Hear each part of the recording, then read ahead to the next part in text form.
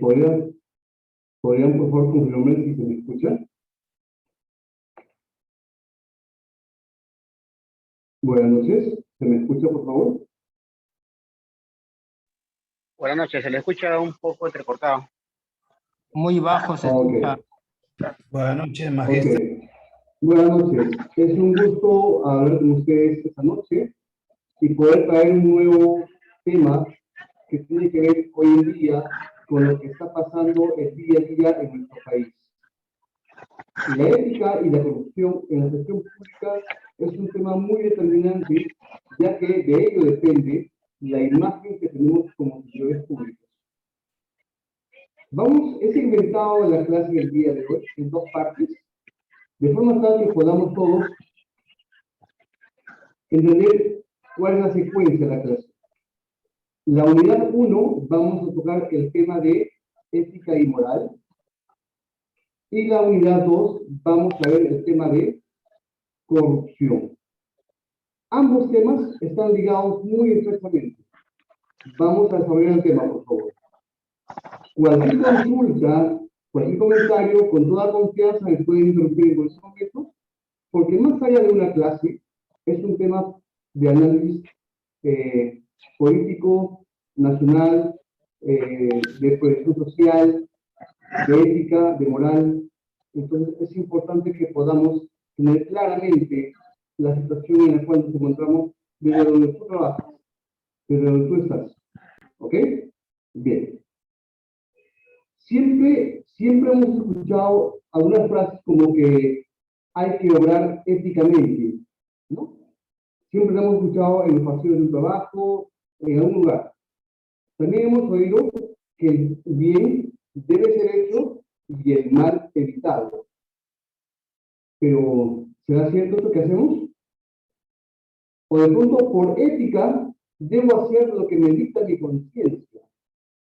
Siempre escuchamos eso, ¿no? Por ética, debo hacer lo que me dicta mi conciencia. Todas estas cosas son una música que diariamente la tenemos en el oído,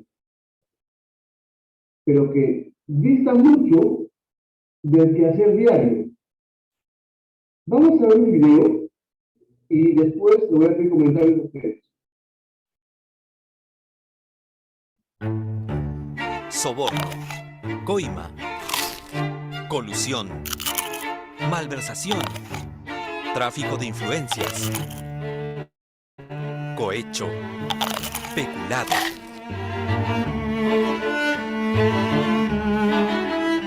La corrupción es uno de los principales obstáculos para reducir la pobreza y la desigualdad en el Perú. El Perú está entre los 10 países que más ha crecido económicamente en el mundo. Ocupa un sobresaliente 8º lugar.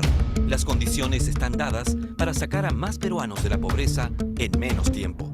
Pero esto sigue siendo un reto. ¿Por qué? La corrupción, grande o pequeña, es mucho más que unos billetes cobrados clandestinamente. El verdadero precio se paga después. Son obras públicas inservibles. Es la escasez de medicamentos que convierten una enfermedad en epidemia. Es el alimento vencido que hospitaliza a niños y niñas. Es la impunidad que mantiene en las pistas a malos choferes hasta el día que apagan una vida. Y sin embargo, algunos peruanos piensan que no importa que las autoridades roben con tal de que se haga obra. Eso explica que 7 de cada 10 peruanos se muestren tolerantes hacia los distintos actos de corrupción. Desde pagar una coima para que le perdonen una multa, hasta aceptar que un funcionario favorezca a parientes y amigos. Si aún cree que el que roba hace obra, piense de nuevo. La gran corrupción organizada, sistémica de los círculos de poder de los años 90, hicieron perder al Perú 1.800 millones de dólares o 4.600 millones de nuevos soles. Saquen la calculadora, porque con 1.800 millones de dólares se pudo construir 36 hospitales de más de 200 camas en todo el país, o 180 modernos colegios, o crear más de 100.000 puestos de trabajo. Pero es la pequeña corrupción la que saquea al país y golpea la dignidad de los más vulnerables. Estudios revelan que los peruanos pobres destinan el 5% de sus ingresos al pago de cobros abusivos e ilícitos. Coima exigida por funcionarios a cambio de dar a estos peruanos acceso a los servicios que por derecho les corresponden. Hoy se está recuperando dinero perdido por actos de corrupción. Una nueva ley permite al Estado despojar a los corruptos de los bienes ilícitamente obtenidos para poder brindar más y mejores servicios a la ciudadanía. Estas y otras acciones están en el Plan Nacional de Lucha contra la Corrupción 2012-2016. Ningún Estado puede derrotar a la corrupción sin la colaboración de sus ciudadanos. No más silencio ni tolerancia. El crecimiento económico del Perú solo podrá generar desarrollo y prosperidad para todos si extirpamos la corrupción del Estado y de nuestra sociedad. No es una opción. Es el deber de cada uno de nosotros.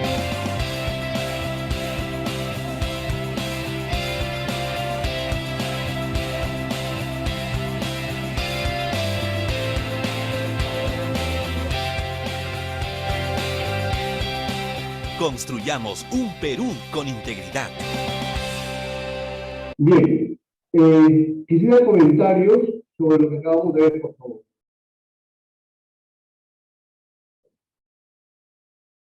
¿Algún comentario sobre lo que estamos viendo en el video, por favor?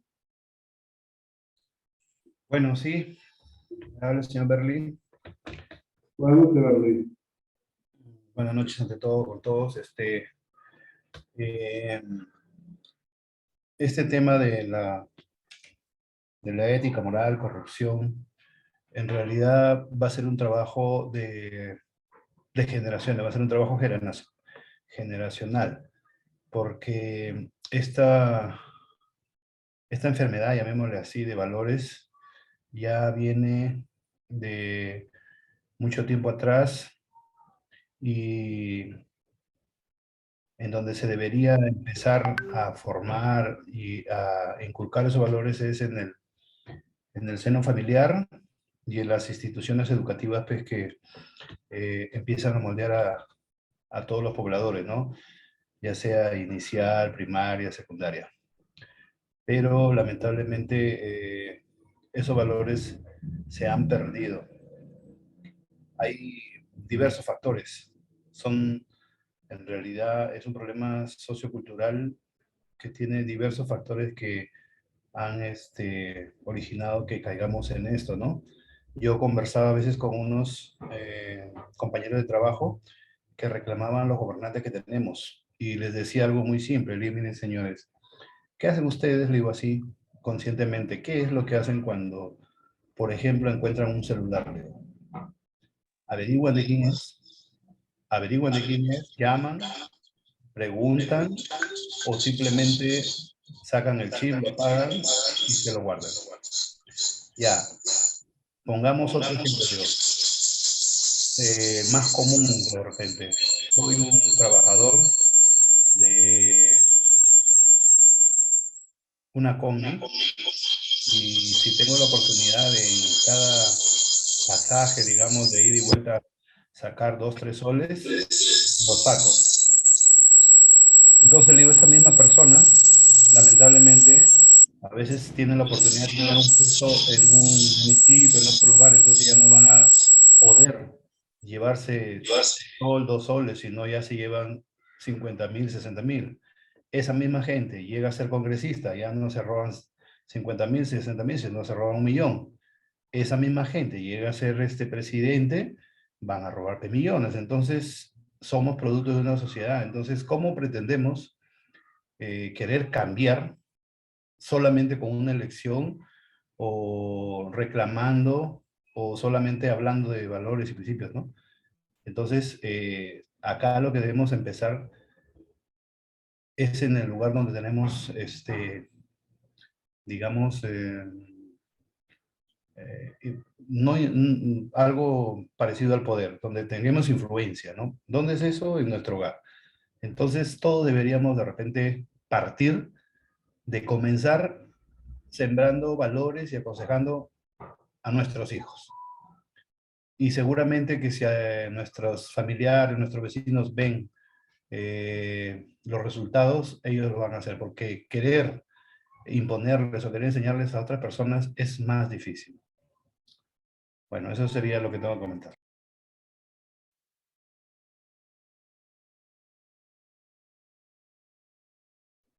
Ok, gracias, Bernie. Queda claro tu comentario y es bueno.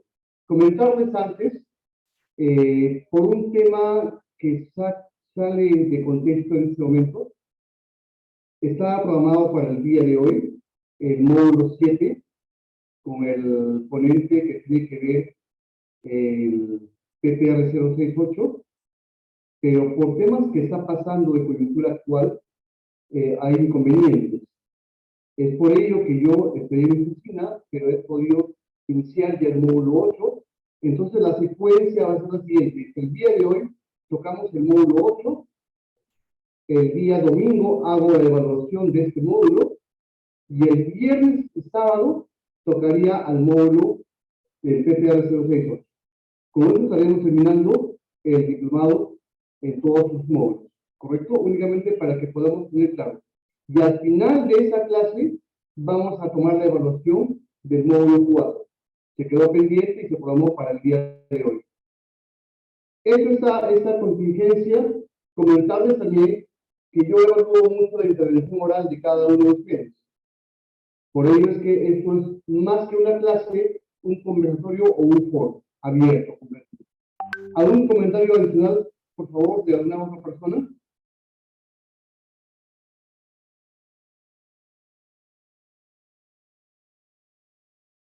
¿Algún comentario más? Buenas noches, ingeniero. Soy Alex Mayor de la ciudad de Tumbes. Con todo gusto, Alex. Bueno, este tema de la corrupción que se está hablando el día de hoy, esto ya nace desde la época de prácticamente del reinato, ¿no? Desde el nacimiento de la República. En la historia del Perú se ve acontecimientos en la que los líderes políticos del momento defraudaban a su población, a los peruanos, en la guerra con Chile, en la reconstrucción de la vía republicana, en las épocas de los años 90, ¿no? Es un tema muy amplio de la corrupción que lamentablemente es muy difícil, no imposible, pero muy difícil de poder solucionarlo. Es una cruda realidad que se vive día a día, ¿no? En estos días, por ejemplo, se están viendo casos, y lo estamos viviendo en estos momentos, ¿no? La corrupción. Y es una cosa que yo sé que todos quisiéramos que se dé solución, pero es un trabajo a largo plazo, creo yo. Ok, gracias. Gracias, Alex. Perfecto. Vamos a continuar si tuviera algún comentario más. ¿O hay alguno más?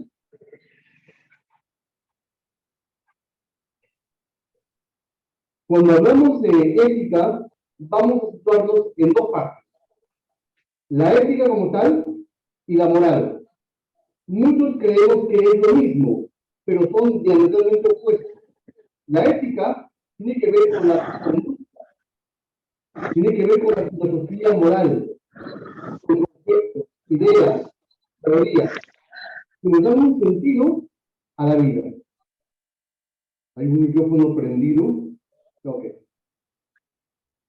Por el lado de la moral, tiene que ver con que la moral es normativa. Es decir, para que podamos tener una moral más eficiente, tiene que haber algo que norme nuestra conducta para que podamos hacer algo mejor. O sea, a nuestra ética personal norman algo para que la moral pueda tener una excelencia de forma. ¿Correcto? Entonces, no es igual una moral individual, mi moral individual, tu moral individual, con la moral social. No se puede generalizar la moral de cada persona. De ahí que esta palabra ética nace del griego ethos, que tiene que ver con un conjunto de hábitos que depende a una conducta que pueda ser buena o pueda ser mala. ¿Ok? Siempre nuestras conductas pueden ser buenas o pueden ser malas. ¿De qué depende? De la decisión que podamos tomar en el momento adecuado.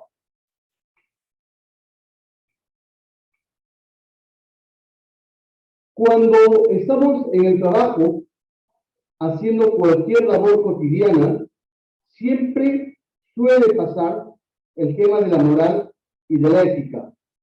¿Cómo podemos diferenciar cuál es ética y cuál es moral? Con una sencilla pregunta: el cómo, el qué y el por qué. ¿Cuáles son mis valores? ¿Qué debo hacer? ¿Qué es la buena vida? ¿Por qué debo hacer siempre el bien? Tengo preguntas en verde y preguntas en azul. ¿Cuál creen ustedes que es moral y cuál es ética? A ver, comentarios.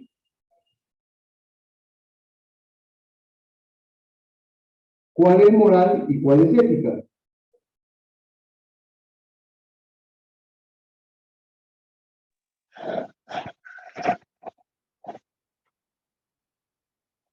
¿Lo escucho? A ver, Profesor, ¿sí? quisiera recalcar un poco lo que quizás estaba hablando en el inicio, ¿no?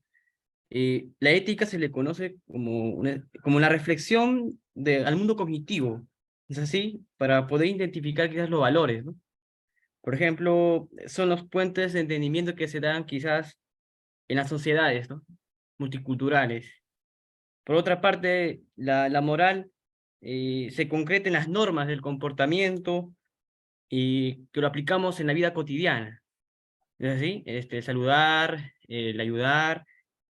Si tales normas de la moral son asumidas por la persona, se les puede considerar personas buenas, ¿no?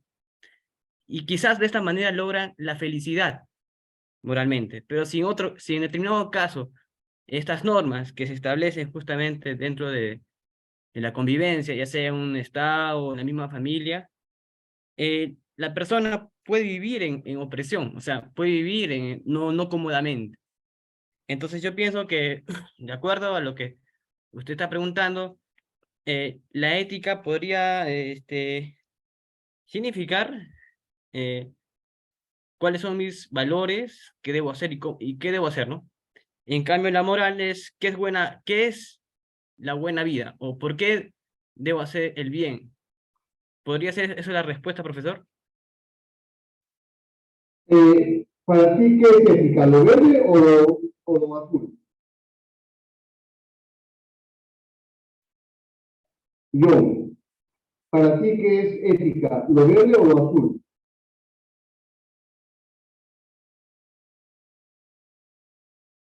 Hola.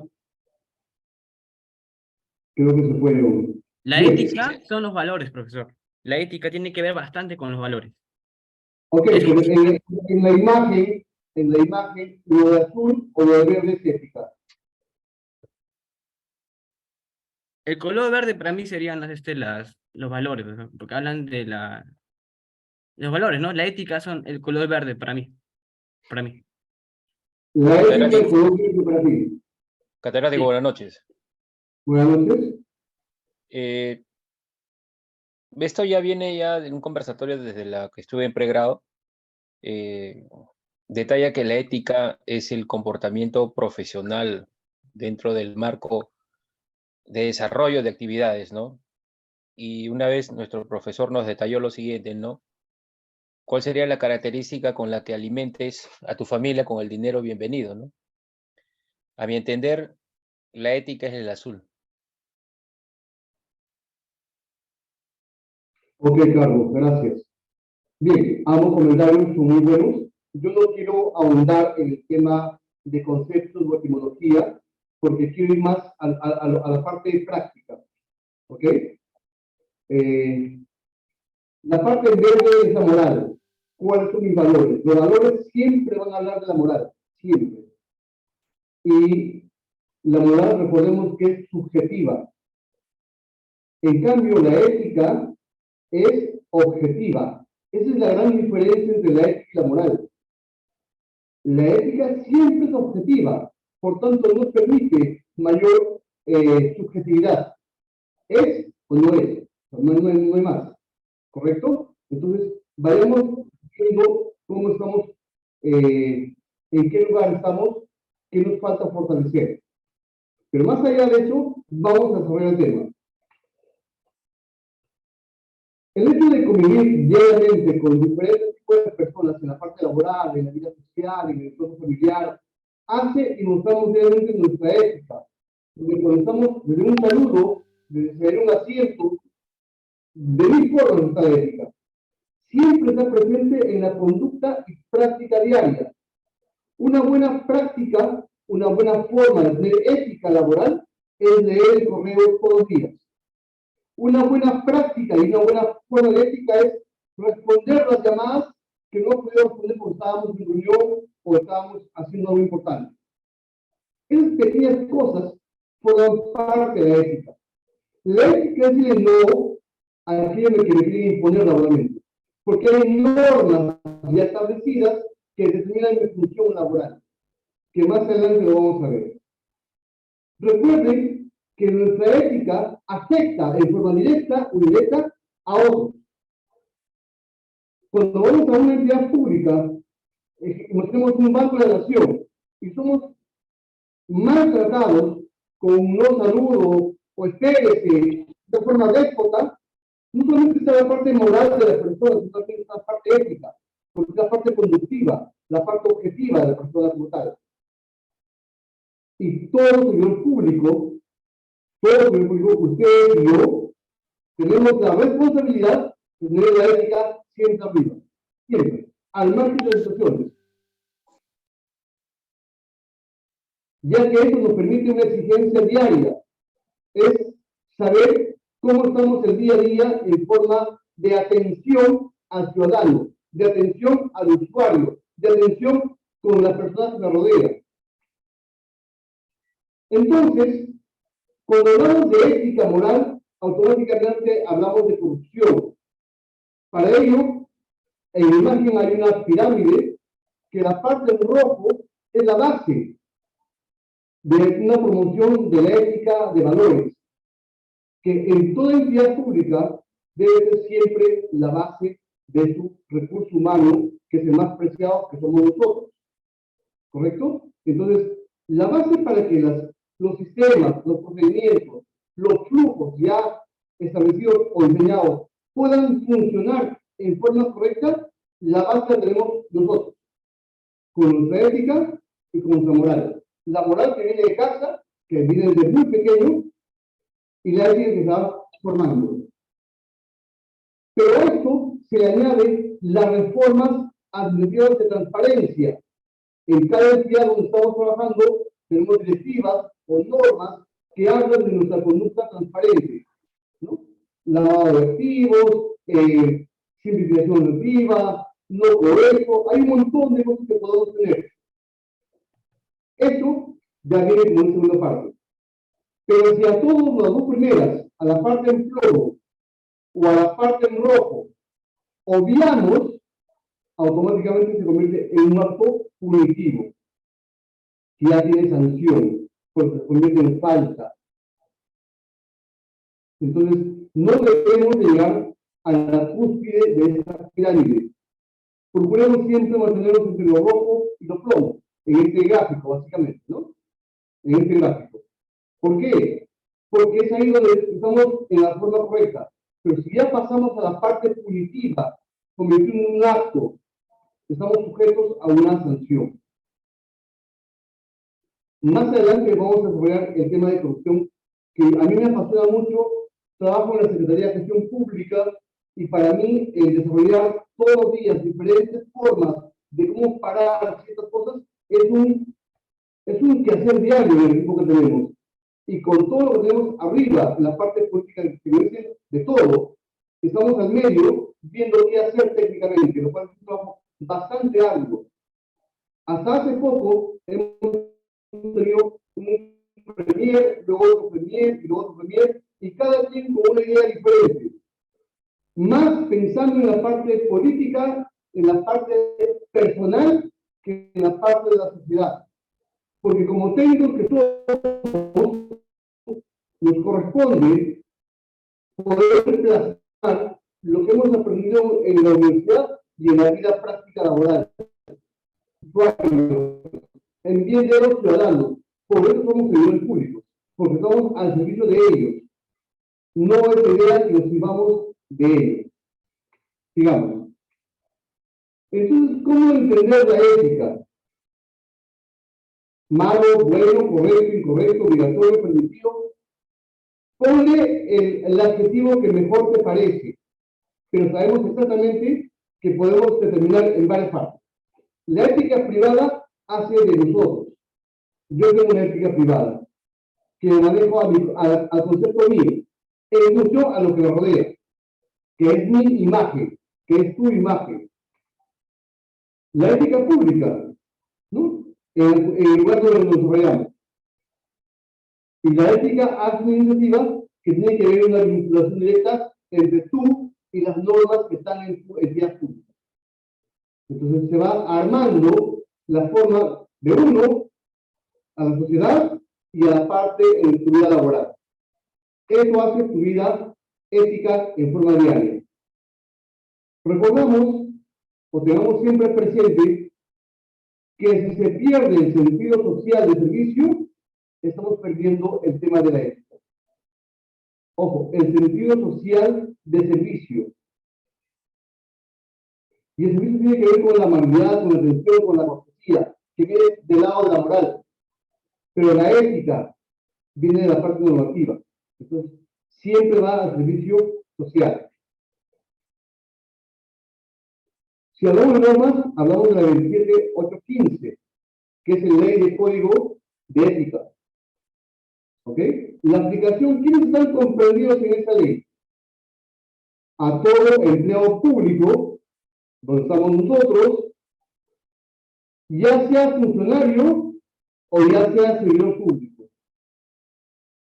que labore para la administración pública, sea su condición de nombrado, contratado, designado, de confianza o electo. Cualquiera sea ello, está sujeto a desempeñar actividades y funciones dentro del Estado. En todo este ámbito está la ley que acabo de mencionar. Entonces, si llueve, nos moja a todos, sin excepción.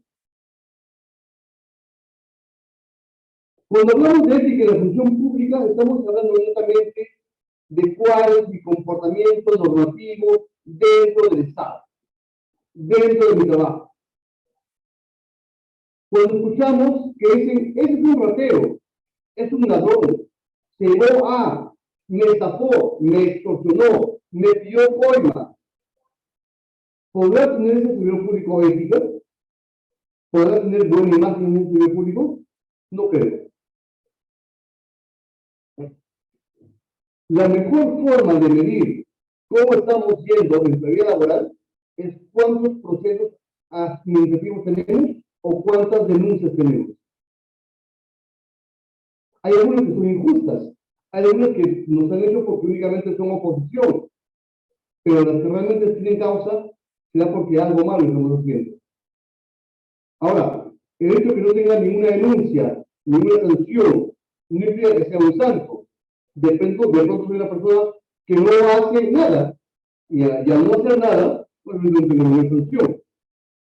La idea es que seamos proactivos, pero es un tema muy diferente. En la imagen que he puesto, estoy viendo a una señora en el campo que está con el celular y le dice a la otra persona, le dice, ya tengo Facebook. Y su bebé le dice, pero el Estado todavía. ¿Qué reflexión nos deja eso? A ver, comentarios.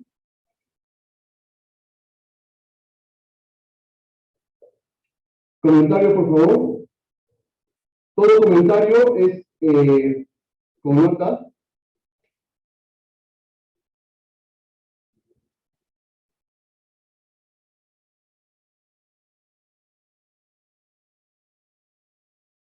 ¿Ningún comentario? Bien, sigamos entonces. Profesor, una sugerencia, su ponencia está bien, pero, bueno, no sé si soy el único, pero se escucha un poco así, como ronquido, un poco grueso.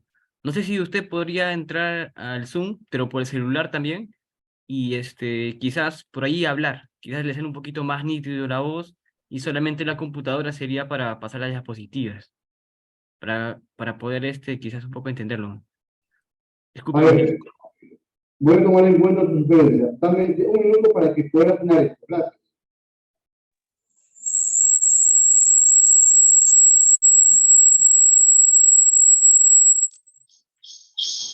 Hola, ¿se escucha mejor ahora? Pero he incidido. Sí, pero tienes que separar un poquito el celular de la computadora, porque se interrumpe por la frecuencia.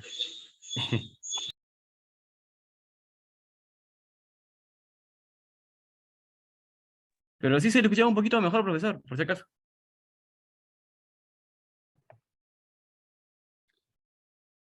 Magíster, muy buenas noches. Efectivamente, colega, tiene la razón, un poquito ronquido, está, no sé, su ponencia no se escucha bien, mientras al colega que en estos momentos ha dado la observación, se escucha bien, ¿no? No sé si el mío también está saliendo bien, pero bien de la sala del Zoom del Magíster José está un poquito ronquido. Hay que mejorar, A por los favor. alumnos se Muchas les gracias. escucha perfecto. A los alumnos tienen un buen audio. Sí, efectivamente, escuché bien también el audio, sí. Bien, pero de nuestro ponente, Magíster José, un poquito ronquido, un poquito no está bien la señal. Mejorar más bien el audio. Gracias, muy buenas noches.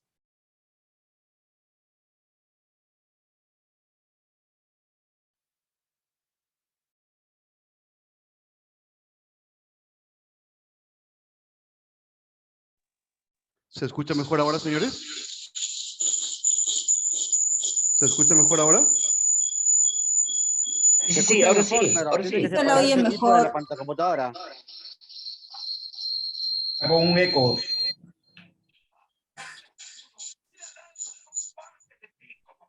Ok. A ver. ¿Ahora sí se me escucha mejor?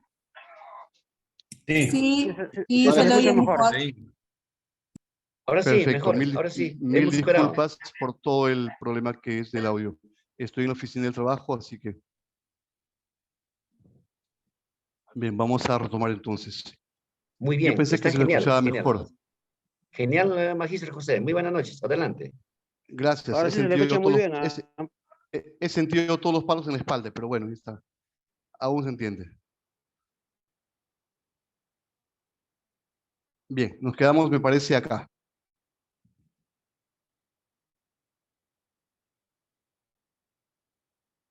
Aquí, bien. Decía, he puesto esta imagen, y esa imagen es una persona en el campo que le dice que tiene Facebook, pero el bebé le dice, pero el Estado aún no llega. ¿Qué nos dice esa imagen, señores?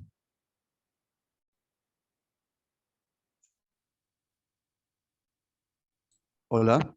Esa imagen grafica la falta de presencia del Estado en los lugares más alejados, que es lo que justamente nos tiene la situación que estamos ahora, ¿no? Ok, correcto. Es verdad. El Estado aún no tiene presencia en muchas partes del país. Sin embargo, la tecnología ha invadido de muchas formas, pero el Estado no. ¿Esto qué tendría que ver con la ética en la función pública? Mucho, porque si tenemos en cuenta que todos sometemos nuestro voto cada vez que hay elecciones generales o regionales o municipales, sufragan hasta las personas que están en esas partes. Y entonces, ¿por qué un voto que es válido netamente, por qué no recibe una atención como usted y yo la tenemos? Entonces, no hay una ética de parte del Estado para con estas personas. No hay una forma de respetarlos, sirviéndolos como corresponde. Pero sí llegan hasta ellos los candidatos únicamente para buscar un voto y les dan 100.000 promesas que finalmente nunca cumplen. Pero ese es un tema altamente político que no voy a entrar mucho al tema y vamos a seguir con la clase. Catedrático, disculpe. Adelante. Al parecer la realidad difiere con el contenido. Si bien es cierto, en la gráfica detalla, ¿no?, de que la persona altoandina, ¿no?, detalla de que tiene Facebook, y hablamos de tecnología, y la criatura a su espalda dice que el Estado todavía no. Entendamos que la tecnología que ella está accediendo tiene un costo y ella está pagando un servicio, mientras que la aplicabilidad de las funciones del Estado, si bien es cierto son gratuitas, lamentablemente no generan un gasto o un costo corriente a la población. Eso también deberíamos determinar, ¿no? ¿Cuánto la población está dispuesta a obtener un servicio del Estado mediante un costo colectivo social? Ok. Yo les voy a hacer un comentario con conocimiento de causa. Hace 5 años estuve en el Ministerio de Economía y Finanzas en la parte de presupuesto público. Tenía el encargo de poder distribuir tesoro público a todos los gobiernos locales, ya sean estatales y provinciales. Créanme que en una absurda decisión que yo no comparto, y voy a salir un poquito del tema, se reparte la parte presupuestal en función a la cantidad de habitantes que hay, según que la fuente del INEI. Y ustedes y yo sabemos que la fuente del INEI, si bien es cierto, es la única fuente del Estado, pero que es una fuente que no refleja la realidad actual, ya que los censos y las estadísticas son completamente no exactas. Por tanto, hay muchos centros poblados en selva, en sierra, en lugares alejados, que el presupuesto anual que tiene un gobierno local digital llega a $500,000 o máximo 800,000 soles anuales. De esos tienen como 7 u 8 centros poblados que tienen que darle parte de ello. Y si se suma esto la corrupción, si debería llegar un 100% a un centro poblado X, llega a un 10 o un 15%. Entonces, si bien es cierto el sistema está diseñado para que pueda tener una cobertura a nivel nacional, los filtros que tiene el sistema no permiten que eso llegue como corresponde.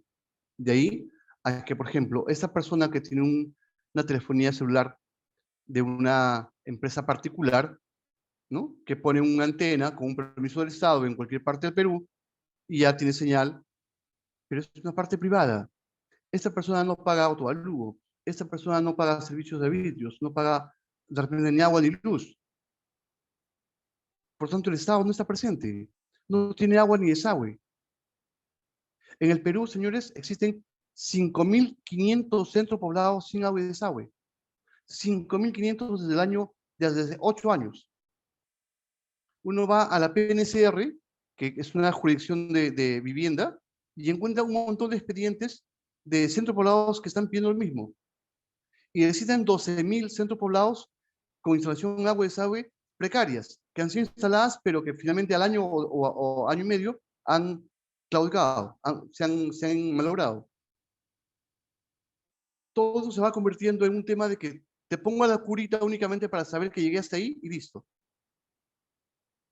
Eso está mal. Lamentablemente los filtros, sí, como dice Martín Campos, lo hace solo por cumplir. Los filtros que tenemos en los gobiernos regionales y en los gobiernos locales no cumplen su cometido. Hace poco hemos visto todos por televisión nacional lo que pasa con Pedro Castillo. Y aún hay gente que lo respalda, y bueno, decisión de cada persona. Yo voy únicamente a lo que hace, a la función que tiene un mandatario. ¿Cómo era posible que seamos siendo gobernados por un presidente que estaban muchas evidencias de malversación, de peculado, de cohecho, y sin embargo seguía porque hay un artículo en nuestra Constitución que no permite por ello? Y ahora se pide adelanto de elecciones municipales, generales, pero se pide, hay ciertos procesos para ello. Es decir, estamos viviendo de una forma en querer curar lo que pasa en el día, no importa cómo. Lamentablemente, quienes deberían legislar en forma correcta en el Congreso no cumplen tal función. Primero, por dos motivos. Uno, porque la ley permite que cualquier persona mayor de 18 años y con 2 años viviendo en un lugar puede ser congresista, ¿no? No le piden una formación étnica, no le piden una experiencia X, simplemente eres, con el respeto que tiene cada oficio, eres X oficio y te vas a sentar al Congreso y eres un congresista. Mi abuelo decía que zapatero en sus zapatos. Y tenía mucha razón. Si yo no sé hacer algo, ¿para qué me pongo a hacer algo que no sé hacer? Pero mucha gente llega con voluntades de cambio, y está correcto. Lamentablemente, cuando no toca el poder y no está preparado para ello, termina siendo parte de él mismo, de la corrupción y de todo lo que tiene eso. La corrupción es como lo dijo hace un momento un compañero de ustedes, es un tema generacional, pero que se está cortando poco a poco. Ustedes y yo hemos sido testigos de que esta es la primera fiscal que ha puesto el alto o ha pechado al presidente en ejercicio, ¿no? Hay ciertos mecanismos que más adelante lo voy a mencionar que están funcionando ya con el Estado. Doctor, ponente, disculpe, Adelante. pero es cierto lo que usted dice, pero también se presenta el caso de que la fiscal también está denunciada por actos de corrupción. O sea, ahí hay una doble de moral, ¿no? Yo no estoy a favor del gobierno y de la política, pero estoy al tanto de las noticias y veo que también la fiscal que usted dice que está luchando contra la corrupción del gobierno, también está siendo denunciada por estos actos. Usted lo sabe, ¿no? Sí, sí, correcto. Si la fiscal tiene Entonces, denuncias antes de... entonces, ¿de qué A moral ver, podemos hablar de ella? ¿Con qué moral le puede exigir algo que ella también está cometiendo? ok, correcto. Ingeniero, Y mire, oh, no disculpe, vamos a mire, entrar... Permítame un segundo responder al señor Alex, por favor. sí, No voy a hablar de la fiscal ni de nadie. Estoy hablando de forma general. Yo no estoy hablando de que A tiene moral y B no tiene moral. ¿puedo opinar? Claro, yo lo pongo como ejemplo, ¿no? O sea, yo le digo, yo no voy a la política, pero estoy al tanto de las noticias y veo esos casos, ¿no? Digo, esta mujer, ¿con qué moral le puede exigir, investigar todo si ella también está coludida en actos de corrupción, ¿no? O sea, la moral que ella tiene no es transparente. A eso voy, ¿no, doctor? Compañero, yo coincido con usted y está muy bien. Yo creo que el ejemplo que ha puesto el docente no viene al caso, ¿no? Entonces, vamos a dejar pasar esta situación y vamos a centrarnos un poquito más en el tema.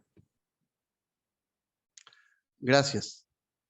Es un Ingeniero, comentario... Adelante, adelante. sí, mire, yo quería decirle que en este grupo hay gente también pues que seguramente se identifican con una persona para no dar nombres. Yo he nacido en el campo, he trabajado las chacras, después me he esforzado para estudiar, me he esforzado para venir a Lima, me he esforzado para postular a una escuela, me he esforzado para terminar una carrera y bueno, ya he terminado, ¿no? Entonces a mí, digamos, como que no me pueden engañar fácilmente cuando alguien se presenta exponiendo una figura, pero hablar de política, hablar de fútbol y hablar de religión es para salir peleando y creo que no es, o discutiendo y no es el tema hoy día. Entonces, regresando al tema, yo quería hablar sobre los problemas que están viendo referente a esta figura y la presencia del Estado. Hace mucho tiempo también se estaba tratando de crear una política de, llamémosle, centralización de centros poblados, valga la redundancia. ¿Cómo así? Nosotros en el Perú, en la parte andinas, en la sierra sobre todo, tenemos el problema de que las personas quieren tener su casa en su chacra o al costado de su chacra.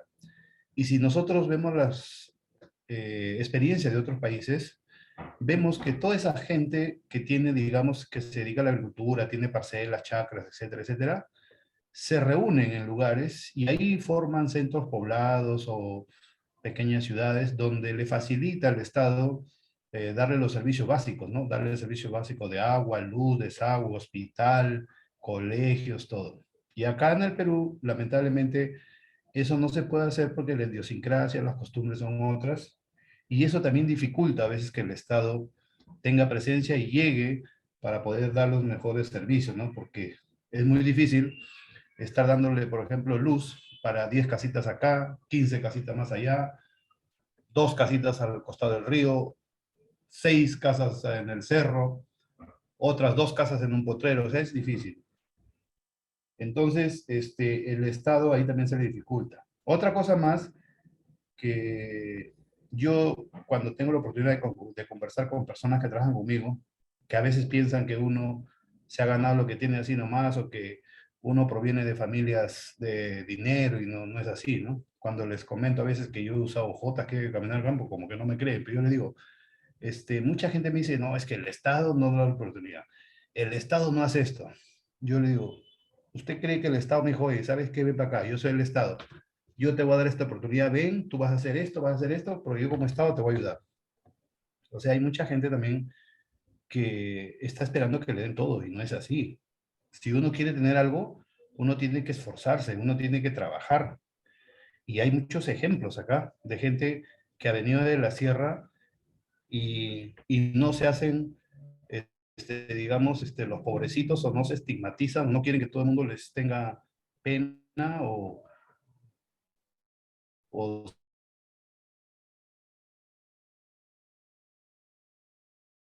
son unos terral, empezó a construir su casa, empezó a cavar su cerro, empezó a vender, y ahora tienen 3, 4, 5 casas, pero lo han hecho con su esfuerzo.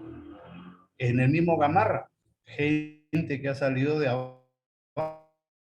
abajo. Entonces, no es justo que gente que se esfuerza, de repente por algunas ideas, después vea, digamos, en peligro su esfuerzo de toda su vida. Entonces, yo pienso que en los colegios, en la familia, hay que inculcar que si uno quiere algo, uno tiene que esforzarse por eso. Tiene que trabajar, tiene que estudiar, no hacerlo más fácil, como ahora hacen muchos de nuestros jóvenes. ¿Qué es lo más fácil ahora? Los jóvenes agarran su mototaxi y listo. Con eso ya solucionaron todo, no quieren estudiar, no quieren perfeccionarse, no quieren aportar nada a la sociedad, y después vemos los problemas que tenemos, ¿no? Gracias. Bien, gracias por tu comentario. Solamente para ir cerrando el tema, comentarles que yo soy apolítico, yo soy un técnico que vengo laborando hace mucho tiempo para el Estado, y siguiendo la línea del colega que acaba de mencionar, yo no he recibido ningún favor ni beneficio de ningún presidente en ejercicio desde que tengo uso de razón. Todo lo poco que he podido conseguir es en función al trabajo y esfuerzo y superación que le he inculcado de familia. Y concuerdo con usted, el tema de la superación no tiene geografía. No importa de dónde podamos ser o nacer o provenir. No, no importa eso. Importa las ganas que tengamos de superación. Importa quiénes queremos ser en la vida. De ahí la importancia de que todo servidor público debe tener presente el tema de la ética y la moral siempre con uno. Porque finalmente eso es la imagen que tenemos frente a las demás personas. Donde vayamos, nos van a conocer por el sobrenombre, por el cargo que tenemos, pero más por encima de eso, de cómo somos. Y lamentablemente muy poca gente nos dice en la cara. Siempre van a hablar a espaldas nuestras. Y eso se hace como un reguero de pólvora, y finalmente toda la población, el lugar donde trabajamos, donde vivimos, hablan de nosotros en función a cómo nos han visto actuar. Simplemente es eso. Continuemos. El contenido de... Sí, adelante. Disculpe, una intervención, si me permite, o desea continuar. Adelante, no, por favor, adelante, con todo gusto. Ya, gracias. Le saluda Segundo Ábalos de la región Ucayali. Quisiera opinar respecto al curso y al tema que estamos tratando. Creo yo que la ética y la moral se ha aprendido desde la cuna, en casa, en familia, de una manera sin siquiera saber o conocer. Nuestros padres nos han inculcado esos dos temas, ¿no? Y se ha reforzado esto en el colegio, en la escuela, en el colegio también, con los cursos que antes existían, como por ejemplo educación cívica, ¿no? Historia del Perú, bueno, aunque una historia mal contada, pero bueno, en fin, ayudaba a fortalecer estos dos temas de ética y moral. Ahora, yo creo y pienso que la corrupción siempre va a existir. Siempre va a existir, ¿por qué? Porque cualquier acto que vaya en contra de nuestro comportamiento, ya sea como persona, como profesional o en otros ámbitos, ya es corrupción. Por ejemplo, al querer saltarnos la cola del banco, la cola para pagar algo, no sé, ya estamos corrompiendo ya el sistema de hacer cola. Al querer, no sé, favorecer a otra persona por en gratitud a alguna cosa que hemos hecho. O en fin, entonces siempre va a haber corrupción, ¿no? Ahora, y un ejemplo claro también es, y ejemplo fallido, creo yo, hace 10 años atrás más o menos creo que se le han subido los sueldos a los magistrados, fiscales, jueces, y les han subido un sueldo de una manera exorbitante, con el objetivo bueno, con el objetivo de que no se corrompan, ¿no? No acepten corrupción, no acepten negociados y todo lo demás. Pero sin embargo, en ese entonces esa herramienta que ha tenido el Estado no ha funcionado y hasta ahora no funciona porque siempre, se está viendo siempre que hay corrupción. Es un claro ejemplo un ejemplo fallido, ¿no? De lo que ha pasado. Entonces, como le vuelvo a repetir, yo creo que la corrupción siempre va a estar en nosotros como seres humanos, pero aquí el tema es cómo nosotros podemos ir perfeccionando en base a la concientización y en base al conocimiento. Y parte de este conocimiento es pues los cursos que estamos llevando, y gracias a este curso también podemos nosotros intercambiar nuestras formas de pensar y también poder pulir y perfeccionar ese conocimiento, ¿no? Por ejemplo, ahorita de repente alguien va a pedir la palabra, o usted mismo me va a refutar, me va a hacer recapacitar o entrar en razón sobre este conocimiento o este parecer que tengo, y voy a ir mejorando esa situación, ¿no? Muchas gracias. Ok, gracias. ¿Puedo intervenir? Gracias. Bien, continúo. Buenas noches. ¿Puedo intervenir, profesor? Adelante, por favor. Benjamín Nieto. Volviendo a la lámina anterior, donde usted explicaba la forma de cómo el Estado invierte, ¿no? Sobre la base del INI y la población en las distintas poblaciones del Perú, ¿no? También hay que reconocer, por ahí escuché que el Estado no invierte, ¿no? Bueno, en el caso mío, yo no soy de provincia, nací en Breña, de padres provincianos, y estudié en un colegio nacional antes estudiaba a los 5 años, no se entraba a los 3. Era un colegio nacional, estudié en el Colegio Mariano Melgar de Breña, estatal, he estudiado en la Universidad Nacional de Mayores San Marcos, estatal.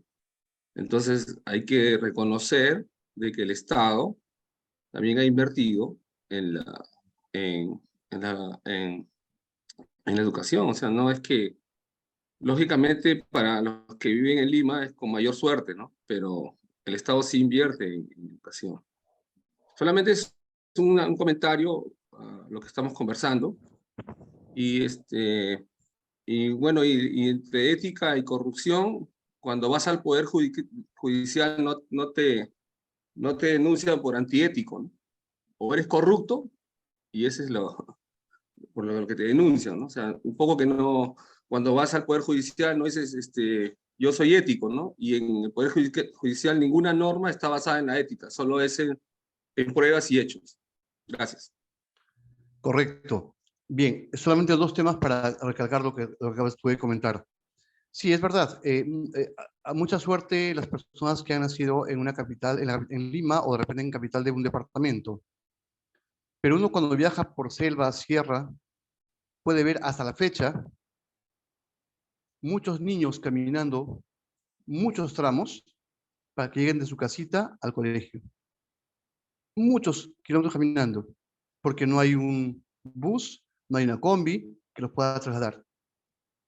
En lluvia, en sol, con nevada, caminan. Y a veces nosotros no valoramos ese esfuerzo que de repente aquí en la capital a los hijos que podamos tener Le damos toda la facilidad, contratamos una movilidad escolar, la lonchera, estamos en contacto, que si está bien, sale bien.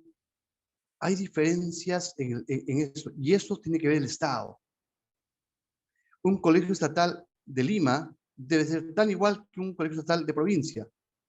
Los docentes tienen que ser los mismos, con la misma capacitación, con la misma meritocracia de un docente de Lima que de provincia. ¿Por qué se le exige menos a un docente de provincia que a un docente de Lima? ¿Okay? Pero si vemos los grandes hombres que ha tenido el Perú, casi todos han salido siempre de abajo. Casi todos han salido de abajo. Han superado el escollo de la falta de, y han podido ir consiguiendo sueños, metas y objetivos. Y lo segundo que hace mención, sí, pues en el Poder Judicial nadie va por ética o por antiético o por antimoral. Ya van por un delito.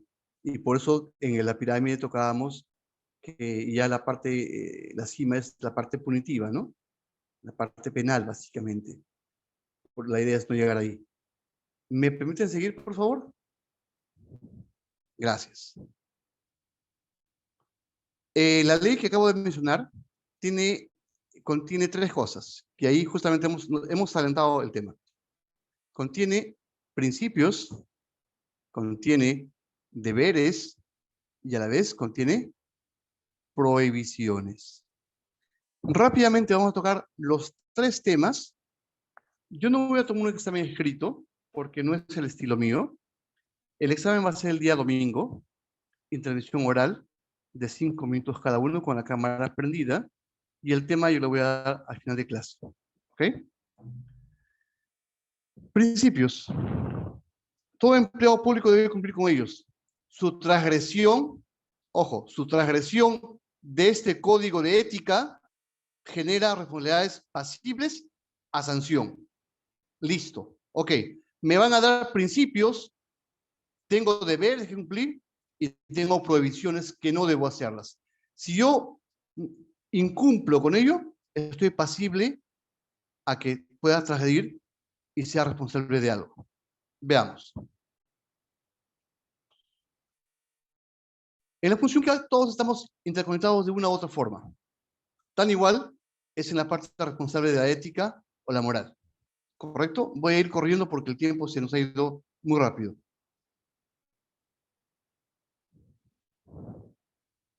Tengamos siempre en cuenta que la relación entre el ciudadano y el servidor público siempre estamos enlazados. Donde vayamos, ya sea gobierno local, ya sea entidades del Estado, ya sea cualquier, sea PAL, el NOR, que antes era del Estado, en fin, cualquiera de ellos estamos enlazados.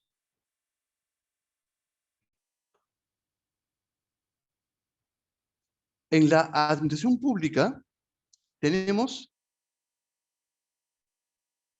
tres componentes. Los saberes técnicos, el componente ético y el componente político. Dice en los saberes técnicos que no basta solo con ser técnico, no. También es necesario el componente ético y el componente político. Ah, ok. Entonces, en el componente ético me piden que yo tenga buenas prácticas. Y en el componente político me piden que tenga y me ciña a una estructura democrática de acuerdo a la Constitución vigente del Perú. Entonces, esto es lo que me pide el Estado de mí. Que muy al margen de tener conocimientos técnicos, yo debo tener un componente técnico, ético y político. ¿Ok? Bien.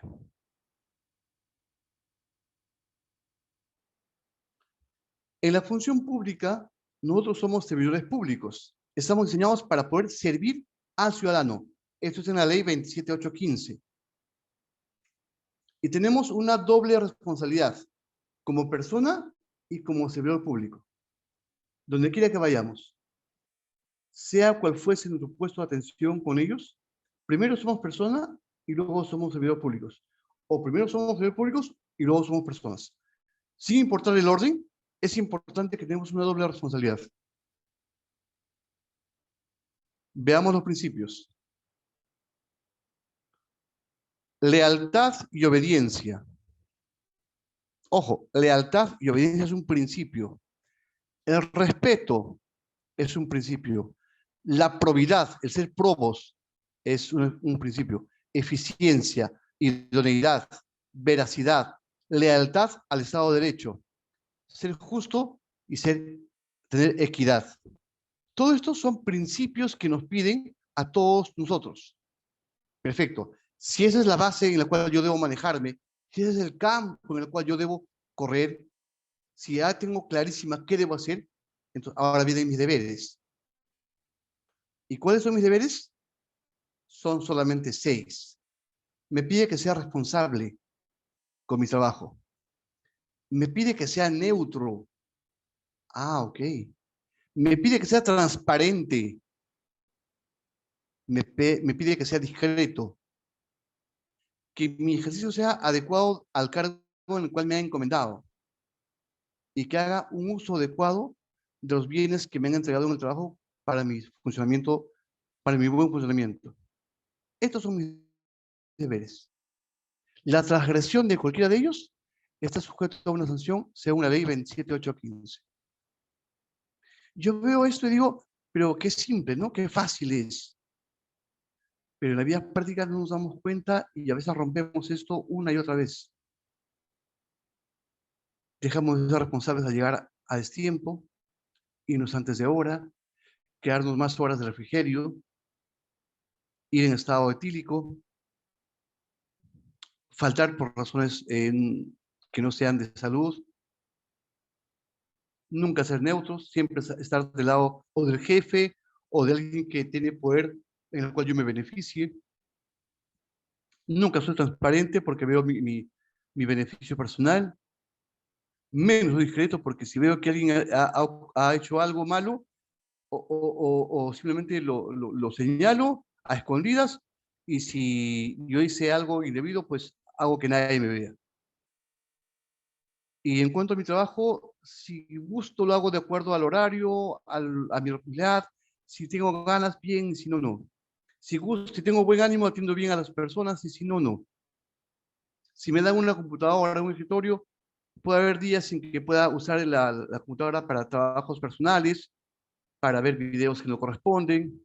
Fíjense, cosas tan pequeñas, tan fofas, pero que finalmente están sujetos al código de ética. ¿Y cuáles son las prohibiciones que tiene esta ley? Son 5. Obtener ventajas indebidas. Realizar actividades de proselitismo. Está clarísimo. Realizar actividades de proselitismo político. Sin embargo, hasta en septiembre o septiembre, en todas las municipalidades del Perú, el alcalde decía, anda, tales personas van a pintar tales paredes, van a pegar tales cosas, o apoyen a tal candidato. Hacer mal uso de información privilegiada. Presionar, amenazar, acosar. ¿Cuántos hemos pasado por esto? Si no haces lo que te digo, te vas, pues. ¿Cuántos técnicos han tenido que sucumbir a una orden política sabiendo que lo técnico que él planteaba estaba bien, pero tuvo que hacer algo diferente porque si no hacía eso se quedaba sin trabajo? La necesidad pudo más que la ética. Y yo pregunto luego, ¿habrá hecho eso? Porque el estómago no sabe de ética, el estómago no sabe de color político, los hijos no saben nada de eso. Otra prohibición es mantener intereses de conflicto, ¿no? No, yo soy del lado de mi jefe, del alcalde, del jefe. Yo no soy de esa facción. Todas estas prohibiciones, señores, son temas que están pasando día a día. La pregunta es, ¿son sancionadas? Algunas sí, muchas sí, ninguna no. el sistema establece que en toda entidad pública debe haber un secretario técnico, el cual recoge las denuncias de los compañeros. Imaginamos en la entidad pública A, y yo soy el secretario técnico, nombrado por todos ustedes que somos partes de la misma entidad. Si yo veo que Juan, José, Jorge, hace actos, bueno, José denuncia a Juan y me hace llegar eso a mí. Yo como secretario técnico tengo que evaluar, en fin, hay un procedimiento que luego lo veremos. Pero en muchas entidades públicas pasa por aguas calientes. Pregunto, ¿qué está mal? ¿El sistema? ¿El procedimiento? ¿O las personas, que somos los filtros? Entonces, hay una frase que dice que la indiferencia es el principal caldo de cultivo de la corrupción. Así es. Mi indiferencia, tu indiferencia, es el principal caldo de cultivo de la corrupción. Sigamos.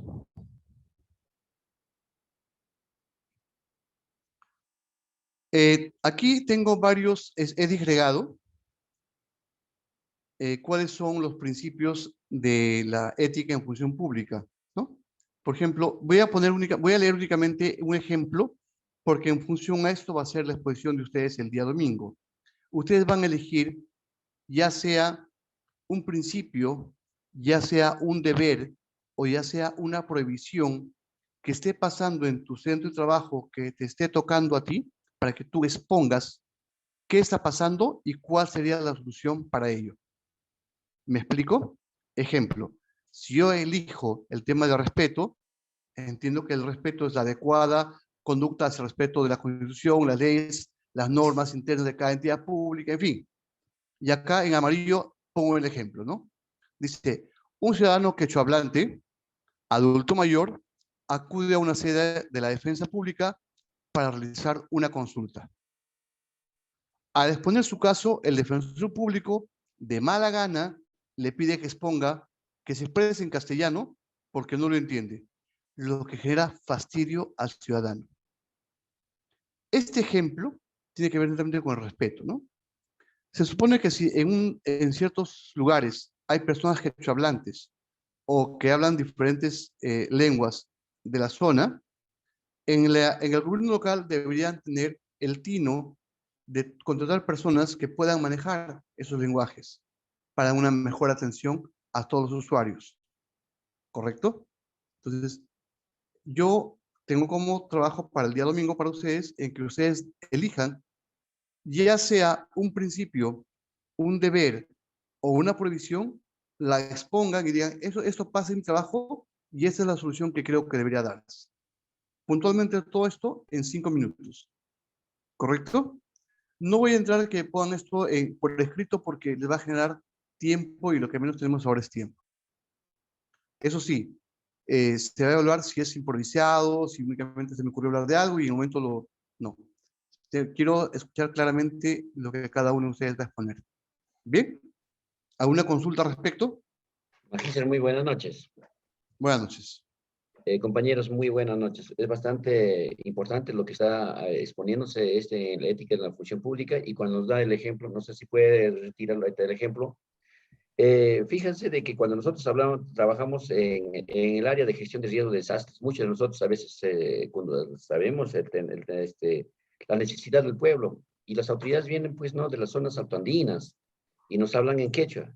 Yo, por ejemplo, es bueno de que también nosotros expongamos en quechua en algún momento, ¿no? O también dar de repente resultados en quechua, porque fíjense, por esa misma razón en Huanta, ¿qué ha pasado hace últimos momentos?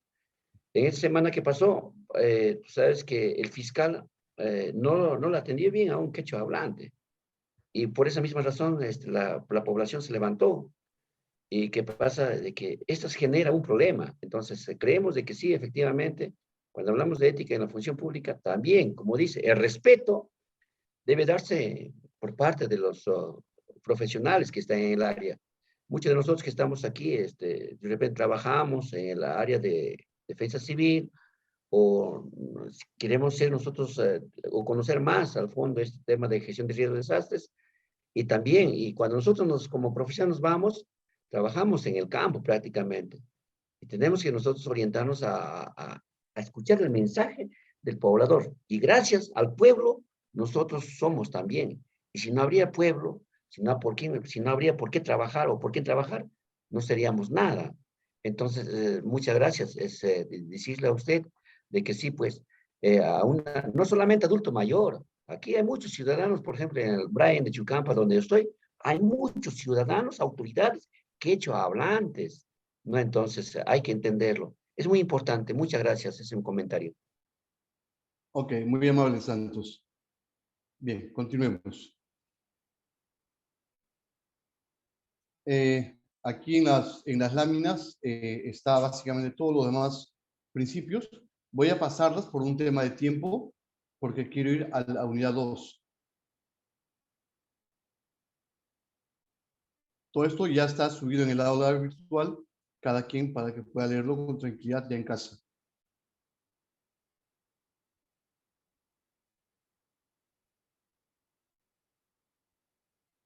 Bien, veamos la unidad 2, que es el tema de corrupción.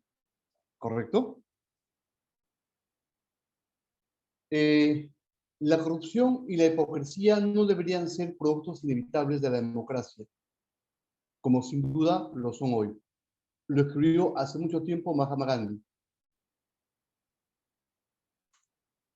Si no peleas para acabar con la corrupción y la podredumbre, acabarás formando parte de ella. Joan Baez. No enunciar un acto de corrupción debilita a las entidades públicas y genera impunidad. No enunciarlas. La corrupción viola los derechos humanos porque empobrece y mata. Y recuerden siempre, la corrupción es deliberada. No es incierta, ni siquiera es accidental, menos fortuita. Siempre la corrupción es deliberada. Quien se mete en un acto de corrupción sabe lo que está haciendo, sabe que está mal, sabe que está rompiendo la parte moral, que está rompiendo la parte ética, que está rebalsando todo ello, que ya rompió las normas. Sabe que está sujeto a una sanción penal. Lo sabe, pero aún así lo hace. Así que cuando un juez tiene un caso de un delito, sabe perfectamente que la persona que cometió el delito conoce que más allá de que el delito tenga una cantidad de años de pena privativa de libertad, de cómo se configura el hecho, más allá de la parte técnica, esa persona sabemos nosotros que es un delito, que es corrupción. ¿Ok? Bajo ese principio deberíamos todos enfocarnos. Martín Campos dice, así es consciente de lo que hace y eso lo hace responsable de sus actos. Correcto, Martín.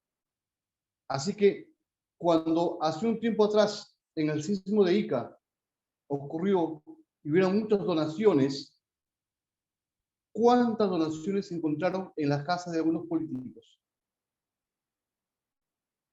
¿Cuántas donaciones que hubieran servido para personas que habían perdido casi todo, medicinas, fresadas, no sé, abrigos, agua? Vendían el agua en Ica. O sea, todo esto es parte de la corrupción, porque alguien piensa que va a lucrar en el momento, que es el momento oportuno para que pueda lucrar. No. A la corrupción, tú dile no. De repente te falte. Todos hemos pasado por momentos difíciles económicamente, todos, sin excepción todos. Pero eso no nos puede empujar a lo más fácil. Porque tenemos hijos, tenemos familia, que si caemos o nos pasa algo, son los que van a sufrir de una forma muy fuerte. Con qué orgullo uno estudia con eso, se titula, consigue un trabajo y le dices a tus hijos, oye, Yo me esforcé, estudié en un colegio estatal, yo estudié en una universidad estatal. Yo me hice solo, me hice hombre, yo me hice mujer solo. Y tengo este trabajo. Y de pronto te ven con una condena en cárcel por corrupción. ¿Qué le vas a decir? ¿Sirvió algo tu esfuerzo? ¿Cuál es el legado que dejas? Caminar todo ese tiempo costó mucho. Caer en la corrupción es un segundo. Tengamos siempre clarísimos qué somos, quiénes somos y a dónde vamos. Sigamos. Hay un libro, el libro Historia de la corrupción en el Perú, de Alfonso Quirós, señala que la corrupción le ha costado al país un promedio anual del 4% de nuestro PBI. El 4%, que ya es bastante. El INEI informó que la corrupción ha desplazado a la delincuencia como el principal problema que afecta al país, según una encuesta hecha, realizada desde noviembre de 2020 a abril de 2021. De acuerdo a cifras de la Contraloría General de la República, el Perú pierde por corrupción estatal unos 6.000 millones de dólares, cerca de 24.000 millones de soles.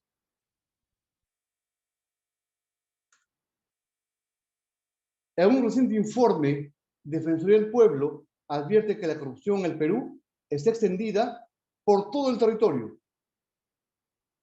Hasta diciembre del año pasado, se han contabilizado 45.921 casos de personas procesadas por corrupción en el país. 45.000 personas. La Contraloría también alertó que en el último año el Perú ha perdido cerca de 22.500 millones de soles a causa de la corrupción. Poco más del 10% del presupuesto público anual. Poco más del presupuesto público anual. De acuerdo con algunos cálculos, con este monto se hubiera podido construir 72 hospitales o 360 colegios o contratar a 7.000 médicos o generar 200.000 puestos de trabajo. El Perú, señores, lo que más tiene es buen dinero. El problema está en que no hay capacidad de gestión. El problema está en que quieren una obra, pero roban. Obra, roba, obra, roba. En vez de todo esto, ese dinero ha pasado a engrosar el patrimonio ilícito de unos cuantos funcionarios. Qué triste, ¿no? En vez de un colegio, se plasma en el bolsillo de un funcionario malo. Personas privilegiadas con ciertos cargos públicos, temporales, ¿no?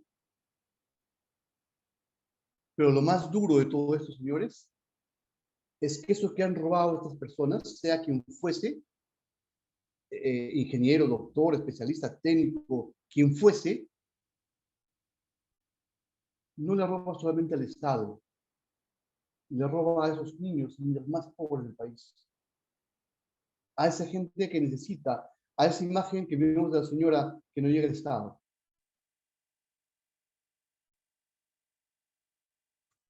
Estamos en un ciclo casi vicioso. Y es hora de que nos pongamos realmente a reflexionar qué estamos haciendo y qué podemos mejorar desde la trinchera en la cual estamos. No vamos a cambiar el mundo, pero sí puedo cambiar yo. Sí puedo mejorar yo. Para ver una sonrisa tremenda en mis hijos.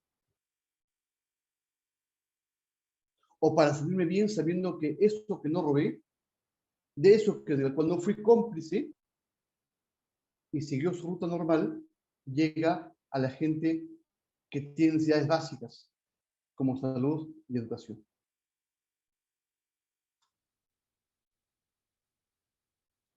En este cuadro que ven en pantalla, están los últimos 4 años, el puntaje de cada uno de ellos, en qué lugar estamos a nivel mundial, ¿Y en qué lugar estamos a nivel de América? En 2018 estábamos con el 3.5 en el puesto 78 de 178 países. Y en América en el puesto 14 de 28 países. La calificación es 0, muy corrupto. 10, nada o poco corrupto. ¿Cuál es la calificación nuestra? 3.5. ¿No? Estamos más cerca a lo muy corrupto que a 10. En el 2019 igual, 2020 igual y 2021 igual. Estamos cayendo a nivel de América y a nivel mundial. Estamos cayendo en cifras. Esas otras cifras de transparency.org. Están en amarillo los países cuya puntuación, siendo 100 un país sin corrupción, 100 es un país con 0 corrupción, ¿no? Y siendo 0 un país con alta corrupción, con 88 tenemos a Dinamarca, Nueva Zelanda, Finlandia.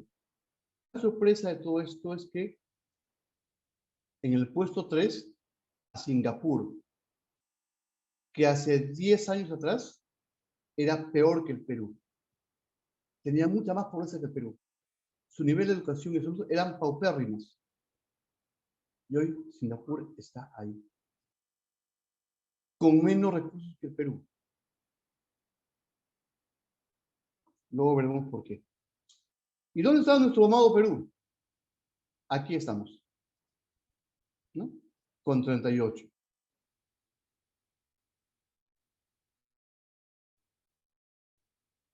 Cerca a Serbia, a Sri Lanka, cerca. Y los países pues con alta corrupción, Sudán del Sur, Somalia, Siria, Yemen, Venezuela, Sudán. Qué raro que esté por aquí Venezuela, pero bueno. Ahí está. Son cifras de una agencia internacional que es, ¿no? Es así como nos ven en el mundo. Eso es imagen. No quiero saber cómo va a ser la foto del año 2022. No creo que estemos acá, estemos mucho más abajo.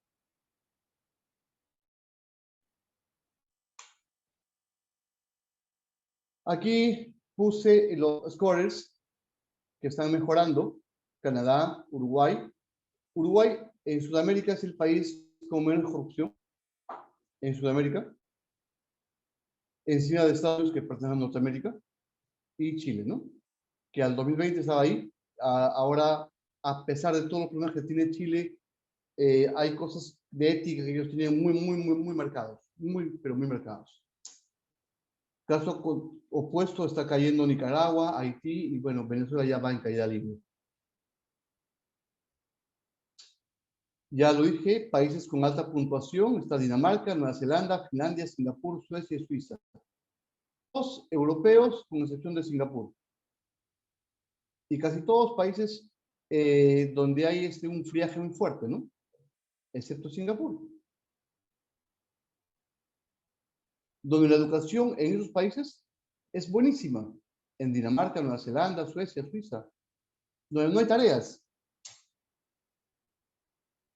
Es otro tema. Y acá está el otro, ¿no? 12 de 100, 12 de 100, 14 de 100.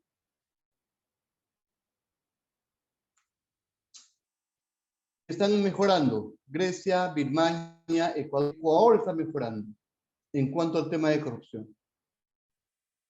Países que están cayendo, Líbano, Malawi, Bosnia y Herzegovina. Indicador de corrupción para América Latina a julio de 2020. Acá solamente está América Latina. ¿Dónde estamos? Perú, a la mitad. Uruguay con 26, Chile con 30. ¿Qué es 26? Escala. De 0 a 20, nivel bajo de corrupción y política anticorrupción recomendable. Pero es 26, entonces da de 21 a 40. Nivel moderado de corrupción y adecuada política anticorrupción. Ojo, nivel moderado de corrupción y adecuada política anticorrupción. ¿Cómo está Perú? 69. ¿Dónde corresponde? Acá, de 61 a 80. Nivel alto de corrupción y debilidad extrema en política anticorrupción. ¿Y cómo está Venezuela? Nivel alarmante de corrupción y pésimo control. ¿Ok? Esto es una radiografía de cómo estamos a nivel América Latina. Lo mismo, ¿no? Lo mismo, acá estamos acá, al costado de Brasil. Y lo que hacía mención hace un momento, una pequeña comparación de la percepción de corrupción entre los países de Sudamérica: Uruguay, Chile, Colombia, Brasil, Perú y México. 5 de Sudamérica y 1 de Norteamérica.